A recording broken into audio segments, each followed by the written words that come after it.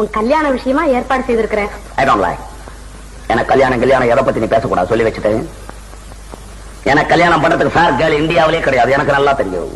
வேற எங்க பாத்துருக்கிற? நான் பிரான்ஸ்ல ஒரு கிளப்ல இருக்க பிக்ஸ் பண்ணிருக்கேன், அவ்வளவுதான் மேரேஜ் பண்ண போறேன். எனக்கு தமிழ்நாட்டு பொண்ணு தேவையில்லை.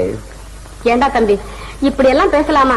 உங்க மாமா வேதரத்னம் இருக்கிறாரு, அவர் பொண்ணு சந்திரான்னு ஒரு பொண்ணு இருக்கிறா, அழகா இருக்கிறா, மூக்கு மூலியமா இருக்கிறா. அவளை நான் கல்யாணம் பண்ணிக்கணும். அதுக்காக இங்க வந்து எனக்கு தொல்லை கொடுக்குறேன். கல்யாணம் எதுக்கு பண்றதுன்னே இந்தியாவில இன்னும் சரியா தெரியாது. எனக்கும் வயசாயி போச்சு இல்ல? உனக்கு வயசாயிடுச்சுன்றதுக்காக நான் கல்யாணம் பண்ணிக்கணும் இல்ல? என் மூச்சு இருக்கிறப்ப எப்படி ஒவ்வொருத்தர் மூச்சுக்கும் கல்யாணம் பண்ணிக்கிட்டு என் மூச்சு என்ன ஆவறது? மோகன், நீ கல்யாணம் செய்துக்குத்தான் வேணும். சரி செஞ்சுக்க போ. செஞ்சுக்க போ. பெரிய தொல்லை.